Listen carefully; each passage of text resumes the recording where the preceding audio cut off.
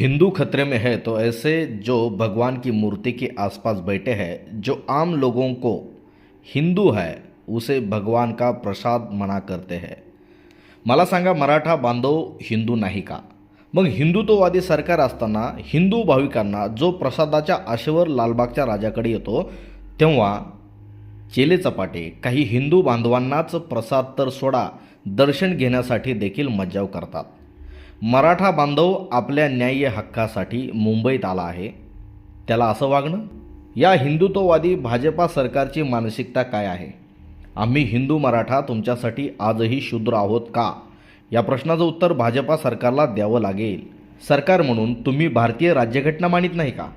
संविधानानुसार आम्हाला कुठेही फिरण्याचं, बोलण्याचं, व्यक्त होण्याचं, देवदर्शन आणि प्रसाद ग्रहण करण्याचं स्वातंत्र्य असताना जे देवळाच्या आजूबाजूला आणि आत बसलेले आहेत, जे मनोवादी वृत्तीचे आहेत, त्यांना शिक्षा झाली पाहिजे। मराठा बांधवांच्या मूलभूत हक्कावर लालबागच्या स्वयंसेवकांनी आणि मॅनेजमेंटने गदा आणली आहे। कायदेशीर त्यांच्यावर कारवाई झाली पाहिजे। केंद्रात आणि राज्यात भाजपाचं सरकार आहे।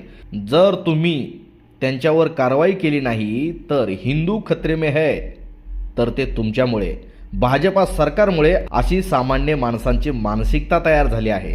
आता एक नजर या मराठा बांधव आंदोलकांनी वर उंचावून दाखवलेल्या पोस्टरवर पहा, काय म्हणणं आहे या बांधवांचं।